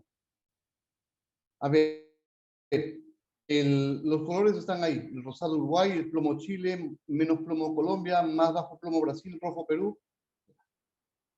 Perú, el año 2016 estábamos en 35. El 2017 subimos a 37. El 2018 bajamos un poco a 35. 19 a 36, el 20 a 38. Nuevamente comenzamos a subir. Parecemos un mar, subimos y bajamos. Parecemos olas. ¿Ok? Pero si ustedes se percatan, Uruguay mantiene, al igual que Chile, ¿no? Se mantiene. No hay mejoras para Perú. Y esto es un índice de corrupción por años. El año 1998, que es la parte inferior de su pantalla, estábamos con el ranking 41. Al 2020 estamos en el ranking 94, cayendo y cayendo. ¿Sí? Del 41 al 94. El 2019 estábamos en el 101. El 2018, 105. La verdad que cuando hacemos esto en el trabajo, analizamos muchas cosas y todos se reflejan en cuadros estadísticos, que es una mejor visualización de lo que queremos diagnosticar. Realmente vemos pues que esto de la corrupción, como alguien lo dijo, es generacional, pero también si vemos que sube y está decayendo, ¿qué hacer para parar esto, ¿no? Y comenzar primero a estabilizarlo y luego comenzar a ir creciendo, ¿no? Primero a estabilizar, a que se quede ahí y a partir de ahí ir subiendo poco a poco. Y esto ya a nivel de cada departamento, ¿no? Las cifras sobre corrupción en todo público a nivel nacional que van de mal en peor. Además, a pesar de que hay un coordinador nacional en las fiscalías especializadas en delito de corrupción en funcionarios, ¿ah? De ahí sale este cuadro. Piura, 1.189 casos. ¿No? Callao, Arequipa, Cusco, Junín, todos los departamentos. Sin ánimo de decir cuál es la peor, cuál es la mejor, son las cifras las que tienen ustedes ahí. Sigamos. Y acá, lo que ha reemplazado el tema de la delincuencia por el tema de la corrupción, ¿no? Esta barra roja es el año 2019, la barra azul el año 2020 y la barra verde el año 2021. En temas de corrupción estamos creciendo. La delincuencia, increíblemente, está siendo menor porque cuando se hace denuncias de corrupción, estas superan a las denuncias por robo, por asalto, mano armada, que es delincuencia común. El desempleo dejó de ser una preocupación para el Estado, porque ahora el Estado está preocupado en el tema de corrupción y delincuencia, dejando el desempleo, dejando el tema de la pobreza relegados. Porque el país está viviendo mucha corrupción en todos los niveles, en todas sus ambientes que no está dando tregua a pelear ni con la delincuencia, ni a combatir el desempleo, ni a combatir la pobreza. En plena pandemia sacaron muchos bonos para personas damnificadas o personas que realmente necesitaban de extrema pobreza o pobreza. Y se han dado cuenta quiénes han recibido el bono. Personas que no lo merecían. Cuando el Estado decretó una canasta para muchas personas, familias pobres, y transfirió el dinero a cada municipalidad para que ellos hagan las compras en la zona, para abaratar costos y fletes, y se les entregue mayor porcentaje a cada persona, hasta la fecha, hasta el día de hoy, hay municipalidades que no han reportado el 100% de entrega a los usuarios. ¿De qué estamos hablando? ¿Del sistema? ¿De las personas? ¿De qué estamos hablando?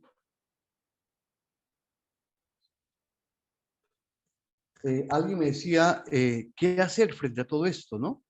Ayer tuvimos una reunión aquí en la Secretaría de Gestión Pública referente a cuál va a ser la actitud que tengamos al siguiente año frente a una gran cantidad de personas que van a ingresar a diferentes gobiernos locales, estatales y provinciales, y también regionales. El tema de capacitación, el tema de empoderamiento, el tema de dar las herramientas para que puedan hacer los protocolos. Y lo primero que se plantea es, a ver, que las directivas o los instrumentos de gestión que tienen en los gobiernos locales sean más drásticos con el personal que tienen. Porque no es posible, y se ha hecho esto una forma de vida, que entra un alcalde, saca a todos los contratados, se quedan los nombrados, y estos nombrados que ocupaban puestos claves son enviados a, no sé, se me ocurre biblioteca, baja policía, jardinería, puestos que no tienen nada que ver con algo importante, y entran con toda su gente que lo apoyó en campaña. Ahora, fuera bueno pues que este alcalde diga, voy a hacer un filtro de mi gente y quiero entrar con la gente más capacitada. No pasa eso, pues. Van a la municipalidad a aprender cómo funciona. Y en ese aprender se cometen errores. Oye, José Arbón, pero está bien, pues quieren aprender. Ok, entonces hay que capacitarlos, hay que fortalecerlos. Pero nos encontramos con que muchos de ellos no cumplan con el perfil adecuado para cumplir su función. Sí, pues, pero nadie nace sabiendo. Entonces, si fuera así, ¿para qué estudiamos? Ustedes. Una consulta, ¿se puede? Se va juntando, un segundito, se van juntando una serie de aristas. Obviamente lo hacen con la mejor intención, pero que la consecuencia de esa intención es nefasta. ¿Ok? A ver, ¿alguien quería opinar? Sí. Buenas noches. Hola, Kevin. Hola, buenas noches. Eso es lo que usted habla de los nuevos alcaldes que van a entrar el próximo año. Debería haber, bueno, no sé si es que hay, que tengan requisitos de lo que es gestión municipal, porque a veces en provincias, mayormente sea en provincias, ¿no? Que hay personas que postulan alcalde, ¿no? Pero no tienen un currículum, o sea, no tienen nada, no tienen conocimiento de gestión.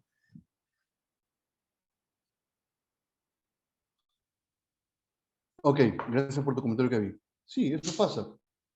La entidad Servir está ya acopado las entidades grandes. Y cuando ingresan, asumen el cargo, la problemática, ¿no?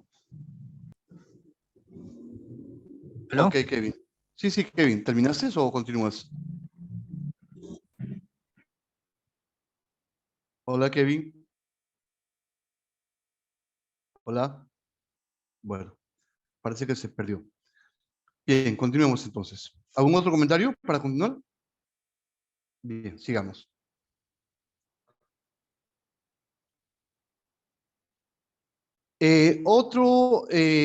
Donde se detecta mayor corrupción en las entidades públicas es en los procesos de licitación, ¿no?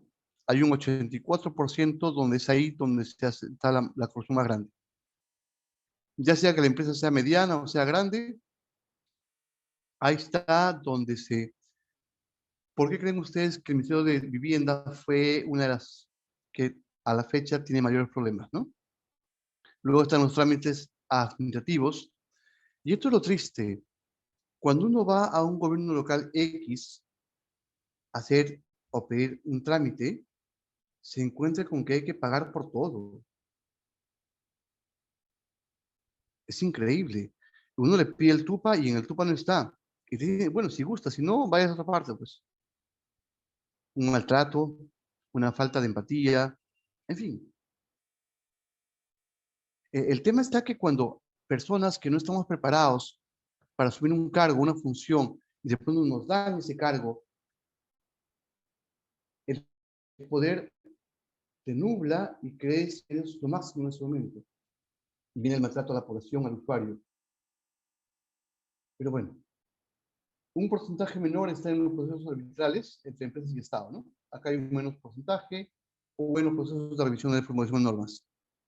Casi todo está centrado en la parte administrativa, en las licitaciones y en los procesos judiciales. El sector de construcción también es el más con mayor índice en corrupción, está con 62%, y así. La que menos tiene fue la manufacturera, ¿no? O la banca y seguros, o la educación, tienen menos porcentaje de corrupción. No implica que no lo tenga. Y uno dice, caray, o sea, todos estamos envueltos, sí, pues parece que sí, ¿no?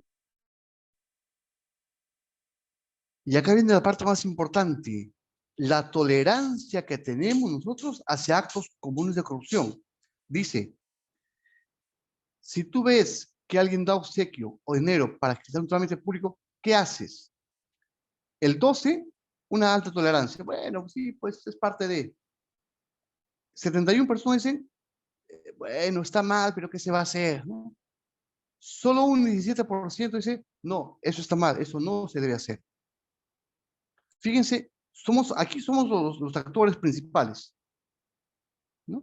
Si queremos hacer un trámite en cualquier entidad pública y nos piden un dinero a cambio, una coima o algo así, un 12% accede, ok, un 71% reniega, grita todo, pero finalmente cede, y solo el 17% rechaza. Para pagar propina, para que le perdonen una multa, los que tenemos carro, ¿no? El 8% ya, dice, perfecto, ya no hay problema, jefe, cóbrese para su cafecito. O un gran porcentaje dice, sí, no, está bien, pero ya, pues ya. Solo el 19% dice, jefe, póngame la multa. Que un funcionario público favorezca a parientes y amigos. 10, 3 y 17. Acá, señores, esa es una encuesta que hizo Ipsos Apoyo y Proética. Podemos visualizar realmente cómo somos los tolerantes nosotros frente a situaciones diarias que tenemos que pasar. Y esto es parte de la estadística. Entonces, somos parte de esta estadística.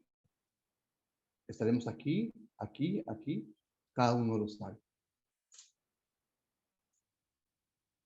Cuando le han pedido a ustedes una coima, ¿qué hizo? ¿Lo denunció? El 93% dice no, no lo denuncié. El 5% dice sí lo denuncié. Y el 2% no se acuerda. ¿Sabe dónde denunciar un caso de corrupción? El 58% dice no lo sé. El 40% dice sí sé, pero no lo voy a hacer. Entonces, si un 93% no hace una denuncia por diferentes motivos, está siendo parte de. Si un 40% sabe dónde denunciar, pero no lo hace porque no tiene tiempo, porque, en fin, está siendo parte de. Este 58% yo diría que está ligeramente justificado porque quiere hacerlo, pero no sabe dónde hacerlo. Que por sí es alto, ¿no? Si todo ese 58% sabría dónde hacerlo y lo haría, automáticamente haríamos el índice de corrupción. Miren, qué importante. Acá tenemos una gran cantidad de que puede denunciar y bajar la corrupción. ¿Mm? Y eso estamos viendo en cifras reales, sin que mi opinión cuente o valga. Son cifras que ya están, que se mueven en todo el estado. Comentarles que el año 2017 la PCM sacó un decreto supremo 092 que se llama Política Nacional de Integridad y Lucha contra la Corrupción. En el artículo 4 establece que la coordinación y la articulación está a cargo de todas las entidades públicas. Ok. Entonces, el ámbito es todas las entidades públicas. Y en el artículo 5 dice que toda entidad pública tiene la labor de hacer el seguimiento, el monitoreo y la evaluación de aquellas denuncias de corrupción en las cuales ustedes han iniciado.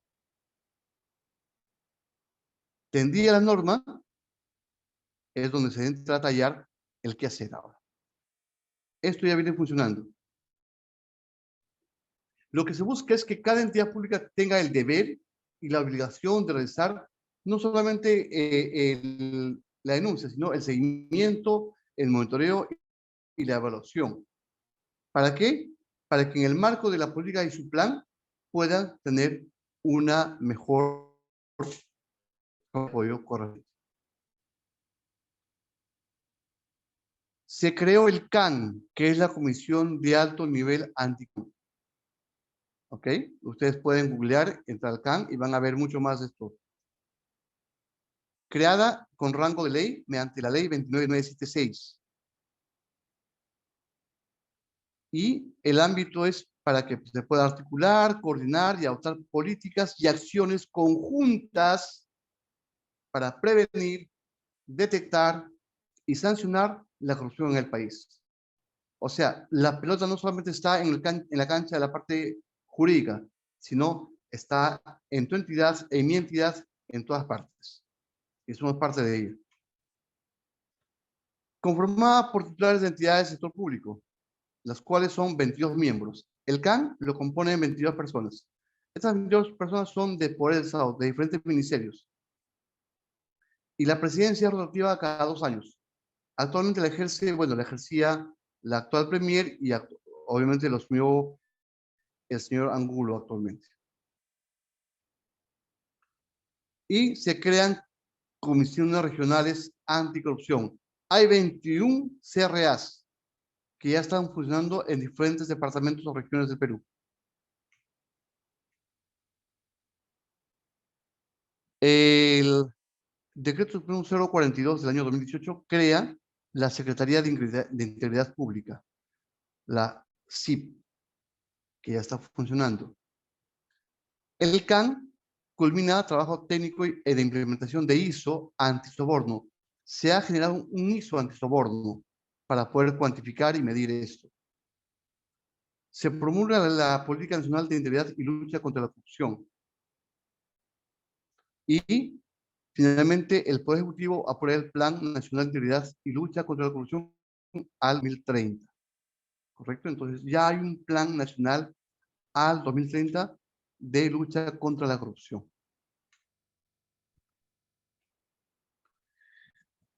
De estos, del CAN está viendo solamente 4 tipos de delitos de corrupción, que son los que se han visto en el estado de emergencia y que aún a la fecha continúan y se han visto por estadísticas que son los que más figuran tanto en GRD como en otro tipo de gestiones.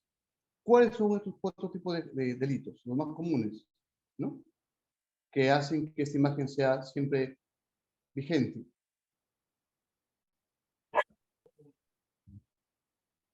A ver, afecta directamente a lo que son programas de apoyo social, porque tienen carácter más permanente y con asignación presupuestaria para paliar las carencias socioeconómicas de la población con menos recursos. Y también afecta a los programas de desarrollo o asistenciales, que están relacionados con urgencias coyunturales de la población necesaria, en salud, educación, alimento, abrigo, ya sea mediante la asignación de recursos que hace el Estado o las donaciones de organismos nacionales e internacionales. Veamos. El primer delito, el peculado. ¿Ok? Voy a ir rápidamente porque ya el tiempo está corriendo y no lo quiero preocupar con el examen. Peculado tiene que ver con la conducta por apropiación, ¿no? Apoderarse de algo, adueñarse de algo, quedarse con algo que no le corresponde y corresponde al Estado. Pero que la gente dispone de los bienes como si fueran suyos. Obviamente el dinero. Cojo un dinero y lo hago como si fuera mío. ¿Ok?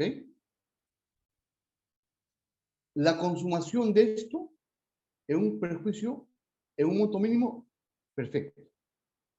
Ahora, para la utilización, no busca por el bien, pero está bien protegido y evita el abuso de poder.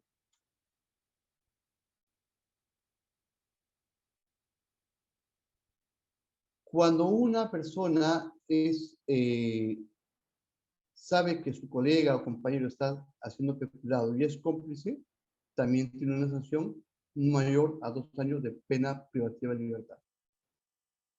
Entonces, esto básicamente es el peculado, ¿no? Ya sea por apropiación o por utilización.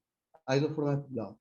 En el primero está la consumación del dinero y en el segundo está la utilización del bien protegido del Estado.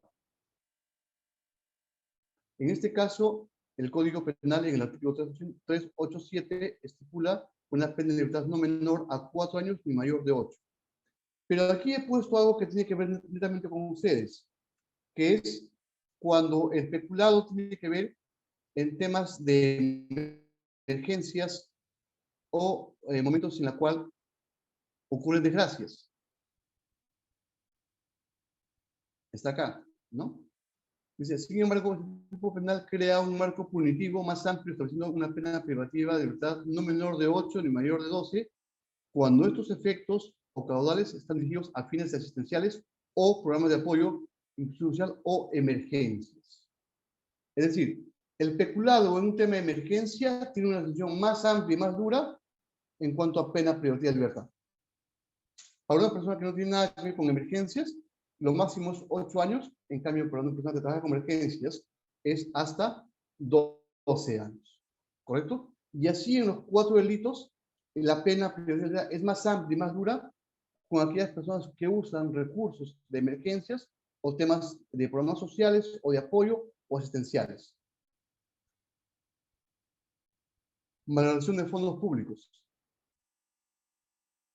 Igual, el artículo 389 condena con máximo 4 años, pero para las personas que tienen que ver con temas de emergencia es hasta 8 años. ¿Ok? Ahí está. No menor de 3 ni mayor de 8 años.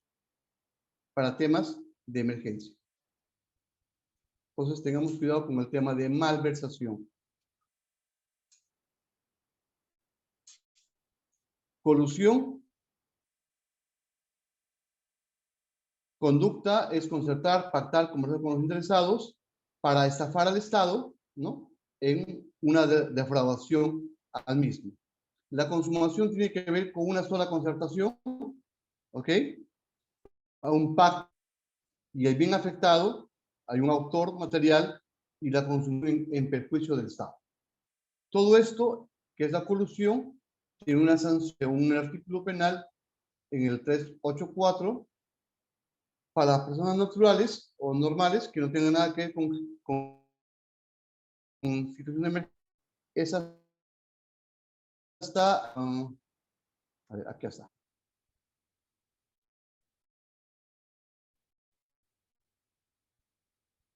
Hasta, y las personas que tienen que ver con emergencia hasta 7 años. Aquí está. Finalmente, la negociación incompatible.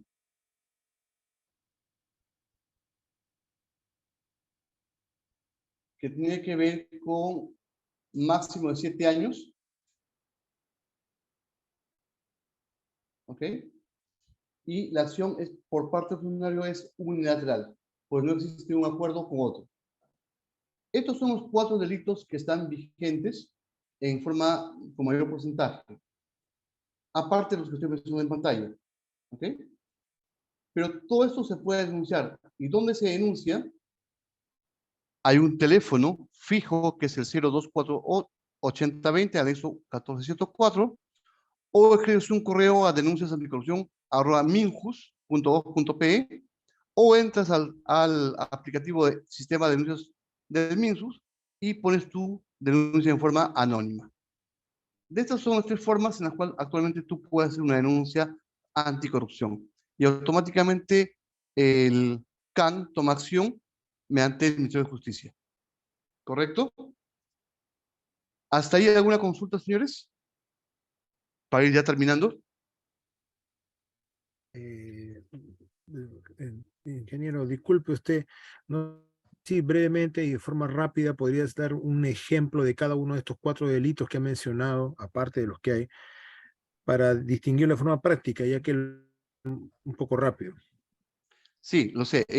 Lo que voy a hacer y lo que ya tengo listo es que voy a subir al aula virtual un caso práctico de cada uno de ellos en GRD. ¿Ok? Para que ustedes puedan visualizarlo ya en su aula virtual. Ok. Bien. Esto va a estar, Bien, va a estar señores. en el aula virtual, ¿va a estar cuando hoy día? Mañana va a estar.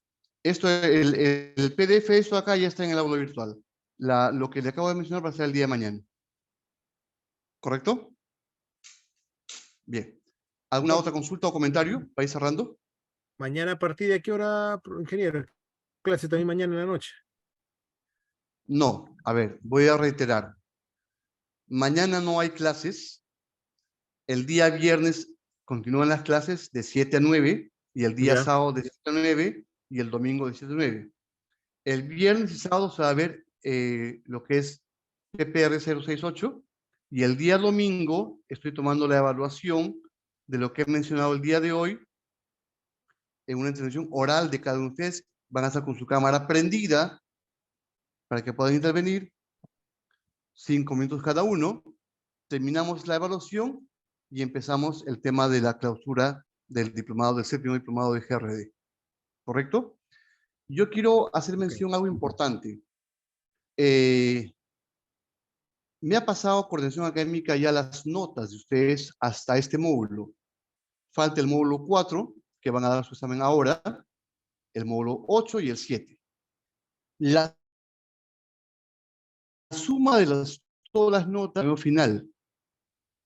Yo les sugiero que aún tienen 3 notas pendientes, ¿no? La 4, la 8 y la 7. Procuren subir todo el mayor puntaje posible, porque seguramente en algunos tienen un puntaje menor. Se les comunicó al principio que la nota mínima probatoria es 14.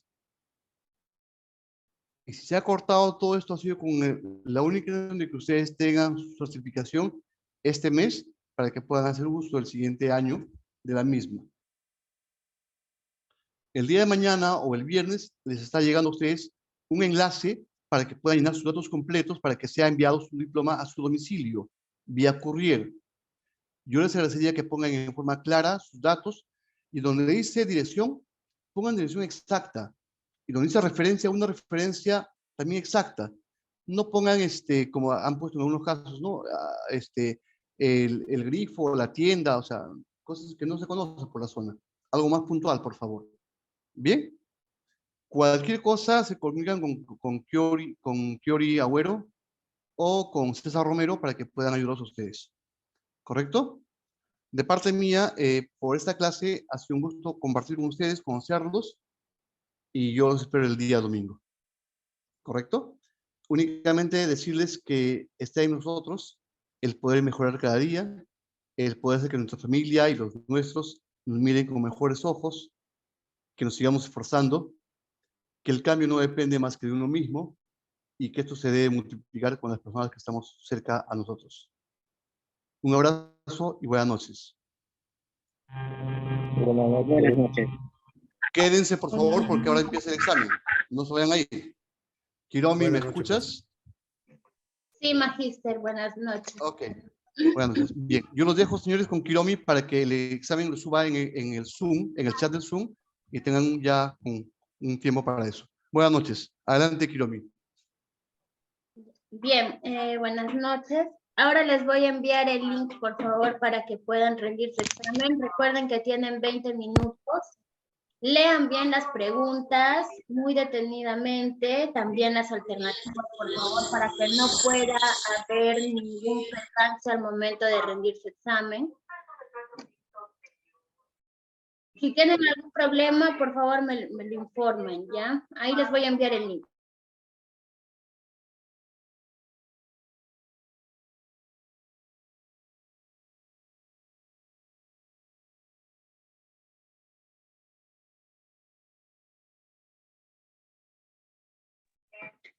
Ya, por favor verifiquen el chat del Zoom, ya les envié el link. Tienen 20 minutos a partir de ahora, a las 9:28 se está cerrando el examen. A partir de esa hora, si pasa esa hora ya no se va a recibir más. Ya, señorita, antes que cierre, por favor.